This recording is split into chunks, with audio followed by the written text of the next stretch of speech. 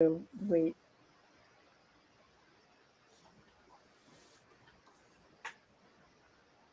Okay, I think we're live now. Hi, everybody. I'm Carol Kauffman. I'm the founder of the Institute of Coaching with Margaret Moore and Susan David. And I'm also now a senior leadership advisor of Egon Zender. And I am here with Todd Kashdan, who I love, who I've known, I don't even know how many years, when you just came out of financial services, actually, and moved into psychology. So, guys, Todd has written a ton of books. He wrote the big yellow book, Curiosity. He wrote The Upside of Your Dark Side. That's one with Robert Biswas Diener. And then he's just recently written a show, hold it up, Todd, a great book called The Art of Insubordination.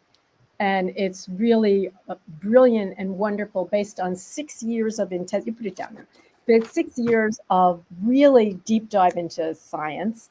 So Todd, want to introduce yourself for a minute, sum up the book for a little bit, and then I want to ask you about your own story. Sure. Great to be here, as always. This is my third time doing something with the IOC, which is my favorite coaching federation society on the planet. This is a book that's really not about insubordination. It's not about rebels. It's not about rebellions. It's really about what are the best strategies that you can actually get closer from the present day society with all of its dysfunctions, problems, and difficulties to a more utopian society. And one of the things, after spending 6 years in monk mode, reading the scientific literature and a lot of historical factors of social movements, is the greatest safeguard against conformity mistakes or clinging too closely to the mainstream ends up being dissenters. And the challenge about dissenters is we kind of don't like them, because when someone disagrees, as everyone's experiencing the positive cohesion of everybody nodding their head, everybody moving quickly, everybody moving hard and fast, is they slow the pace down. And what I realized was there wasn't really a book on this topic that was bringing this whole body of work since the 60s on, if you lack power, status, or numbers, i.e. you're a minority, what's your path to being influential and having persuasive appeal, as opposed to being in the majority when you are in the C-suite and you're in a power position. And so in one angle, you have what can the dissenter do to actually be heard and actually be influential. And on the other end is how can the rest of us be better champions and be better audience members so we can be receptive to ideas and people who think differently than us or who are just different than us superficially, or you're looking at, things like personality and neurodiversity. What is really interesting for me, and we'll get to this, and I think is probably going to be interesting to a lot of people, is, think about this in a couple of ways. One, founders are dissenters. They are going against what has gone before. And then also kind of what it is when you have a dissenter on a team and you have this one person and, the whole team is thinking one thing, and you've got this one person, this outlier. What can you do if we're coaching to help the outliers, and how to help ourselves when we're one? And I also like the thing about how to treat outliers well and to bring them into the fold. Now, a big part of the way you talk about the art of insubordination has to do with keeping the dissenter safe. And I'd love for you to share your background with our people, because they will not expect you to have the life you've had. Yeah, so there's a longer personal origin story to this book, which is I was raised by a single mother in a neighborhood that was probably described as low socioeconomic status, 95% Black neighborhood. And my twin brother and I, little white 7-year-olds, were trying to survive in this environment with no father figure, a mom who worked 2 jobs. And like many 80s kids who were latchkey children who came home by themselves after 3rd grade and let themselves in and made themselves a peanut butter and jelly sandwich, you learn how to be a good friend, how to be a good member of the community, how to talk to strangers, how to detect who's going to be a threat and who's going to be a potential opportunity in the most inefficient way possible, which is trial and error. So I didn't learn how to ride a bike until I was 11 years old. I was belittled relentlessly for that. I never had a dad or a mom toss a ball with me to teach me how to play sports. So I basically had to learn everything from watching people who are exceptional, deconstructing what made them excellent or made them fail and horrible, and then figure out these algorithms mentally in terms of how to walk through the world. And for me, there's an ode in this book, which is, this is what I wish I had. It would have had to be in picture book form with scratch and sniff stickers for me to listen to it at third grade. The book that I needed to be more efficiently. How can you be persuasive? How can you be influential? How can you tell good stories? How can you entertain people? How can you win allies? How do you deal with adversaries? The Godfather approach of keep your adversaries closer than your friends. And how do you create really good nemesis? So if you're going to have enemies, make sure that they are highly intelligent, highly powerful, highly interesting, and highly wise, because they're a reflection of what you're fighting against in the establishment. Well, thank you, Todd. As I've been sitting here thinking, your book, really the upside of the dark side, was a dissenter book. At that point, there was Positive Psychology 1.0, which was a little too much, even for a deep practitioner, it might not have been, but it was really just sort of all positive, etc. And then you and Robert kind of, first you dissented, and then you flipped the dissent into mainstream Positive Psychology 2.0. Yeah, we're not a big fans of the need for the brain to create artificial splits, because in some ways the researchers that we cite in The Upside of Your Dark Side are people from the 70s and 80s. They were ignored and neglected, which is the story of dissenters. And so people forget that Positive Psychology 2.0 was not something that was discovered in 2013. It was something that was discovered in 1979, and Joseph Forgas spent the 80s in Australia in obscurity creating this incredible body of work. I mean, he had this one great study showing that he had people walk into a room, and in that room was someone sitting at a desk, and picture it as if it's the place where a detective decides whether someone's going to be arrested and put into a jail cell or not. And in that room is someone who had an opportunity to steal a movie ticket and put it into their pocket. And some of them were told to tell the truth, and some of them were told to lie about what they actually did.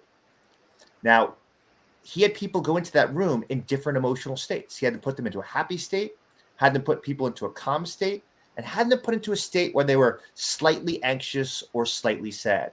And what he found was that those people that were happy, all these positive emotions that Alice Eisen talked about and Barbara Fredrickson talks about the broadening and building of positive emotions, those people were very gullible. They could not detect better than, 50-50 chance of whether or not this person lied or not. But the people that were slightly anxious or slightly guilty, it was as if that their vigilance detection was on, and it was a superpower, and they could detect liars more effectively. That's fascinating. That's also like her research on positive emotion diminishing the race bias effect. That not only were you able to remember faces from a different ethnic group or race, but also when you did those molded things, you had like, my face is white, my face is black, and then you put them molded together. The people from positive emotion couldn't tell what the person originally was, but if you had negative emotion, you could. So that's really interesting. Yeah, there's something even cooler about that study. So Kareem Johnson led that work, which was that when you were put into a positive emotional state, your categories of race were more permeable. And so you're more inclined to say, I'm not sure if this is someone that's black or someone that's white. And I see almost human universality. And so I separate who's the in-group and who's the out-group with less rigidity and more flexibility. And there's something really powerful about that to talk about on another day in terms of creating a positive society where, what is it when you think about judges, police officers, and school teachers, how you think about what mood are they in when they're about to initiate groups and about to determine whether someone should be punished or penalized? They're often in a bad mood. And this research shows is that if they're in a bad mood, they're more likely to say, you're othered, and you're one of us, and I'm going to give differential treatment in terms of the rewards and the punishments. That's interesting. So just as you were talking, I had another idea, which is sort of arcs over to your current book, which is you talk a lot about trying to, when you're a dissenter, how to make the people you're dissenting to feel safe and maybe even positive, so they might be more open to you. So you had talked about the 5 principles of persuasion. One was work from the inside, and the one I'm thinking now is spur curiosity rather than fear. Do you want to talk a little bit about that? And we can all think of that in terms of we're coaching someone and they're a dissenter, or they're a founder where they're basically disrupting an industry. So we can have that in our minds as Todd shares his stuff. Yeah, I mean, let me walk through them with a concrete example. One that almost made the book, but it's on the director's cut on the floor, which was Whitney Wolf, and basically she was one of the founders of Tinder, and then she decided to branch off and form her own company called Bumble, and she basically challenged a social norm that's existed for over 100 years, which is there is a single path for courtship where a woman must sit in waiting, and you will wait until this is, just for a heterosexual couple example, you'll sit in waiting and you'll wait for a guy like a Disney movie to come up to you and decide, hey, would you like to go out for coffee? Would you like to get out, get an appetizer and get to know each other? And she said, well, why does this storm exist in the 2000s? And why would we take away the agency from women to decide who they want to let into their lives and who doesn't? And is there a way to prevent unnecessary, needless attention in terms of as you're thinking about a single person seeking out a romantic partner? And so she created Bumble, where, here you have the norm is split open, where if a male is attracted to a woman, you can point that out, but a woman has 24 hours to respond, and a male can't even look at her pictures again until the woman decides, I'm going to open the portal for communication that happens there. So what made her successful, besides the fact this is an incredibly interesting operation? So you think about the strategies about showing the first question that a minority influencer is asked by the audience is, are you one of us? Do you understand our values? Do you understand our interests? Well, the thing about Whitney, what she did when she was on media, was talk about what it was like for her to be single, how hard it was for her to have to deflect all this unnecessary attention when she walked into a bar or when she was on a dating site. We just had a bunch of people with shirtless photos that were saying really crude things to her. And she said, this is really disorienting, and it puts you into an emotional state, going back to Fredrickson, that actually makes you less inclined to want to interact with anyone, much less choose a partner. That happened there. And with that storyline, everyone just nods their head, male, female, heterosexual, gay, whatever your orientation, and say, yeah, who wants to be approached by people when you're not in the mood to being approached? And so that was her following that principle of influence of, I'm an insider. I know what it's like. I'm not someone in an ivory tower who studies romantic relationships. I'm on the ground floor getting a lot of interactions that are cringeworthy that I would like to stop and reduce somehow. That's fascinating. So in a way, you were talking about bring your first principle is work from the inside. So what she did was just made everyone inside by sort of saying, this could happen to you, and what do you want to do about that? Yes, yeah. She even went further of saying, I'm I'm with you. Like, we've all experienced undesirable, unwanted attention and exchanges. What if you had the power and agency to decide who gets an invitation and who doesn't? And that's something that everyone can get around on. And she didn't have to talk about gender or sexual orientation. So there was no othering whatsoever, which is a mistake that a lot of other organizations and founders and innovators do, which is they think about the niche audience and they don't realize sometimes by focusing on the niche audience, the people that you don't mention are not just being avoided, they're being ostracized and excluded from the conversation. Mm-hmm. That goes along with your second one, which is spur curiosity not fear. So again, remembering that, most of us here are senior leadership coaches. Why don't you share some thoughts about that principle? And again, we can think how that can apply to our coaching.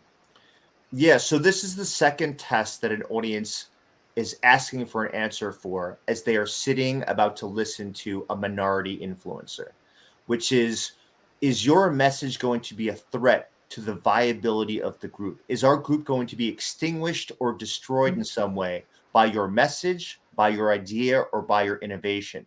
So you have to anticipate that this is coming, and your job is to show what I'm going to offer you might have some short-term costs, and I'm going to explain that up front. I'm not going to hide them. I'm not going to hide the uncertainty.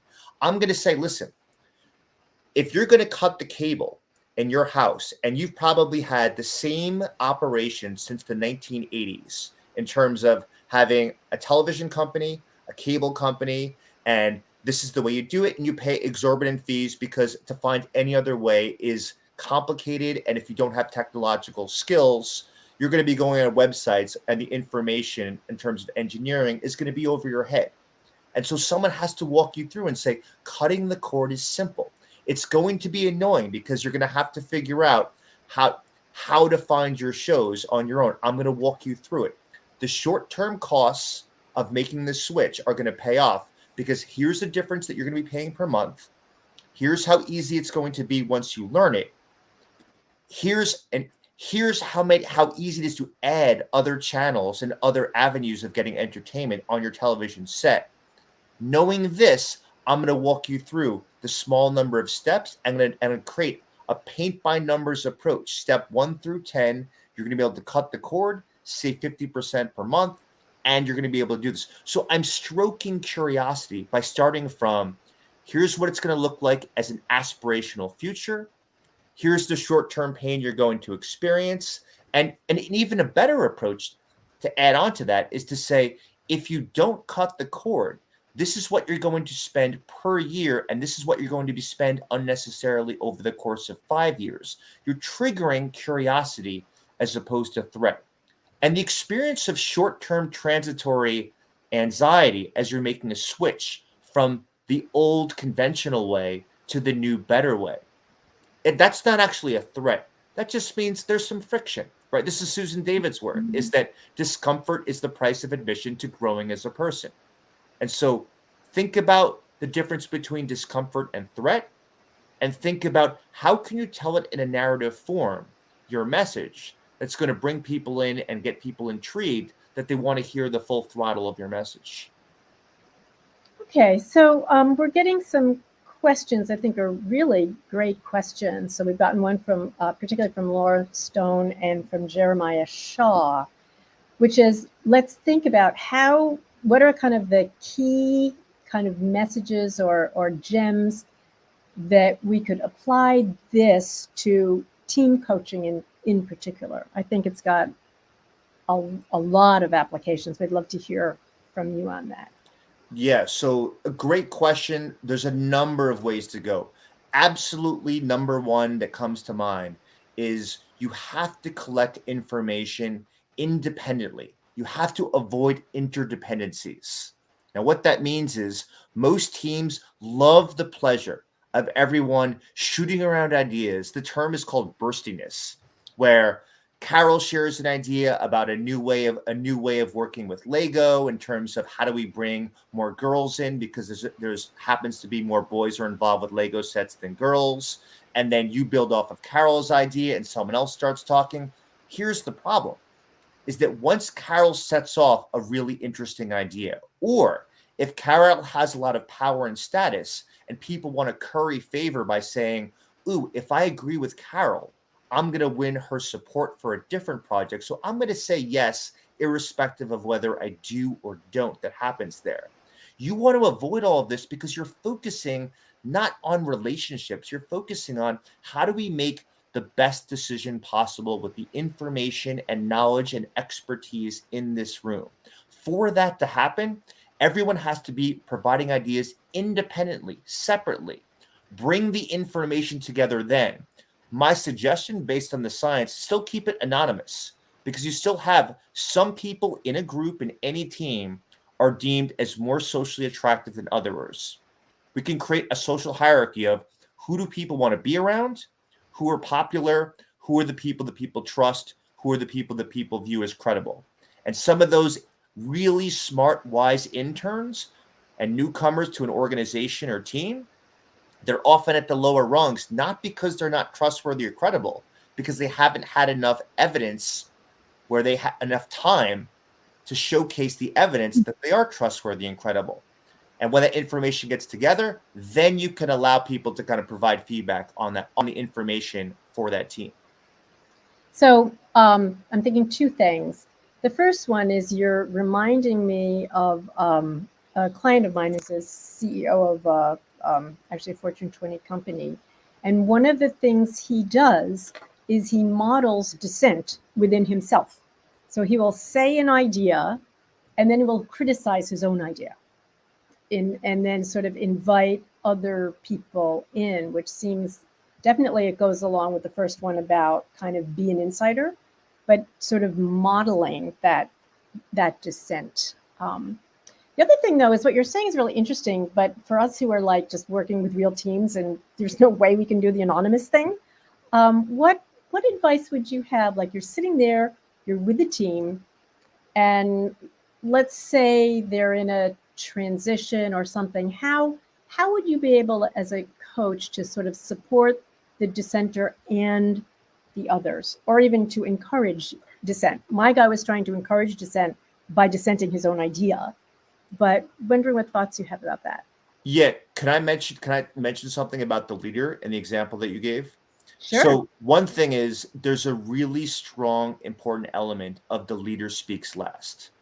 And the reason is the same thing, is that you're going to get compliance as opposed to the best idea get the most traction in the room, just because you're the power player. And even when you dissent, there's this great research by Charlene Nemeth in California, which shows that if you are not genuinely dissenting and you're just kind of trying to keep the conversation going and change the norm, that doesn't have effect on the creative thinking in the room. So you really want people, what you want to do is, how do you create the atmosphere and the culture in a room such that it is the norm is that people can dissent and they won't be ostracized or socially persecuted. So one simple strategy is that to be every single time that the team meets is a reminder of what the norms are for the group. Is that we're not looking for conformity. We're not looking for cohesion. We're not looking for positivity. Now, we can celebrate what we do afterwards. We're looking for critical thinking. We're looking for independent thinking. And we're looking for people to share their unique information, not showcase how much they have in common with other people in the room. So those are a set of norms.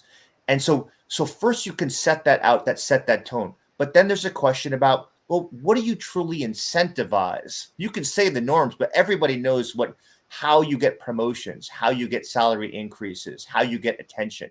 So you have to incentivize cooperation as opposed to competitiveness. So you're going to have star players on a team. And if you create the environment I just said about critical thinking and autonomy and skepticism, the star players who are loud, who are assertive, who have like traction in terms of their career trajectory, they're going to jump at this opportunity and they're going to eat up all the airtime. To prevent that, if you incentivize where the rewards come, if the group makes better decisions and they make more money or whatever is the metric that shows that the team is doing well, now the star players, they're looking to amplify other voices and they're going to turn to other people, those interns, to be like, listen, we hired you because you have such an amazing pedigree. We hired you because we saw what you did at 18 and it was such an amazing project that you did in college. I would love to know, what are we missing in this room? Because I haven't heard you speak. And that's genuine. It's genuine. It's begging for dissent because I get a bonus. I get rewarded if the group is better because you share your unique vision in there. Well, that sounds helpful on so many levels for those of us who are coaching, which is when you're coaching a leader, to really sort of remind that you're after dissent. it's like that New Yorker cartoon. I forget it exactly. It says, "Oh, so we're all agreed. I understand we're agreed. Well, let's postpone our meeting until we disagree." The other thing is a couple of good comments. So I was just carrying on a little while ago, but you can't do this in the ordinary world. And then Catherine Alexander, thank you for reminding me that you can do the whole individualized idea thing with sticky notes. And actually, I was thinking of team coaching with the team working rather than a workshop. But of course, that's a great application. And Allison Carroll says, she loves the idea of setting norms that give permission to share without judgment. And then even more encouraging dissent and divergence as positive outcome rather than something to avoid. Yeah, these are great comments. So it's funny. I should have said that because I was actually thinking of index cards when I talk about independency and the idea of everyone writing something down and then throwing it into the middle of the room like a little ninja star. And then the idea that they're anonymized, because the whole thing is when when I think about the problems that organizations have with diversity, and it cuts cognitive diversity, personality, demographics, people's different perspectives, cultural origins and backgrounds. One of the problems is that you know who the diverse person is when you walk in the room because you know a little bit of their background. And one of the ways of making this both valuable and irrelevant simultaneously, because you don't have to choose, is you get their ideas, you extract their ideas, but you do it in a way so it's not automatically attached to them through the entire decision-making process. From searching for information, thinking about strategies, selecting strategies, and implementing strategies, you don't want people to turn to the diverse person and say, "Oh, listen, we value diversity, so you're going to get extra weight for your voice." Just as we don't want to ignore the person that's diverse because we're going to say they're different and they're not one of us. Both of those are problematic and we don't have to choose. And so some of these strategies really take advantage of how can we use human capital more effectively, and if the only way to really work with diversity is actually both simultaneously honor it, take advantage of it, don't think of it as exploitation, take advantage of it and leverage it. And simultaneously, we're not going to overly categorize, box, and define you as being the diverse person or people. So I'm thinking two things. But one is I want to do a comment here. Kat Morgan, love this. I think this is a great gem for everybody. She says, when I facilitate a group that's settling norms and clarifying roles, I encourage them to establish a devil's advocate role that rotates among members. And I would just do that more to say, do that every meeting, like who's our devil's advocate, but that have that be a constant. And isn't it interesting that it's devil's advocate, just saying? Well, it comes from Pope Pius the Sixth, I think. Only you would know that, Todd. The origin of it. I mean, I just spent 6 years as a monk with not even exercising or eating or urinating. Oversharing, Todd. That's it. That's all. That's moving almost. on. I want to push back on that.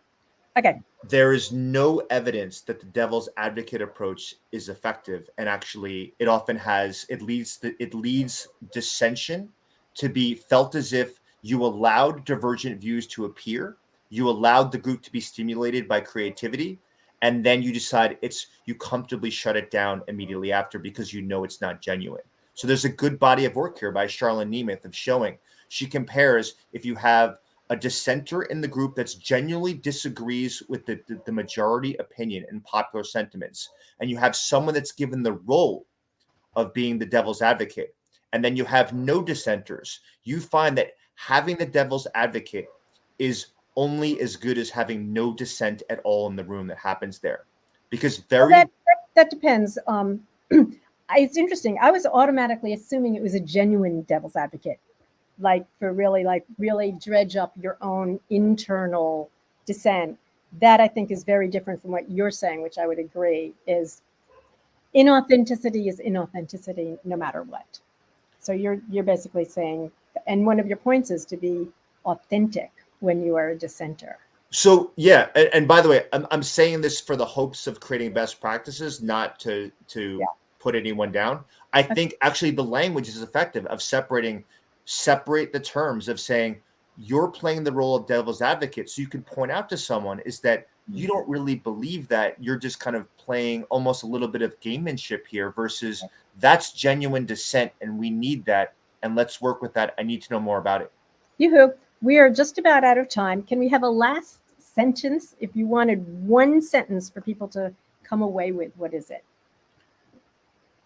It's a paradox that I want people to thoughtfully pontificate on, which is what is good for the individual is to stick with the herd, keep your head down, keep doing great work, keep working hard. But what is effective for the group is for people to disagree when they see problems with what's happening and point out dysfunctions. And it's the only way that the group evolves. And we have to resolve that paradox as individuals to be brave enough to speak.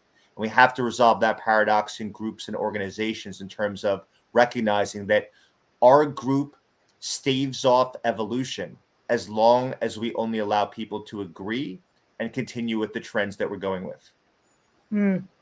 So, there's the Star Trek, the needs of the many outweigh the needs of the few, but you're saying the needs of the many will be served by the needs of the few. The courageous few. Yeah. Thank you. I think we're out of time. So everybody, thank you for joining us. It's been a delight to have you here, Todd. As usual, we love your brain and you too. Great to be here. Only wish we were talking longer.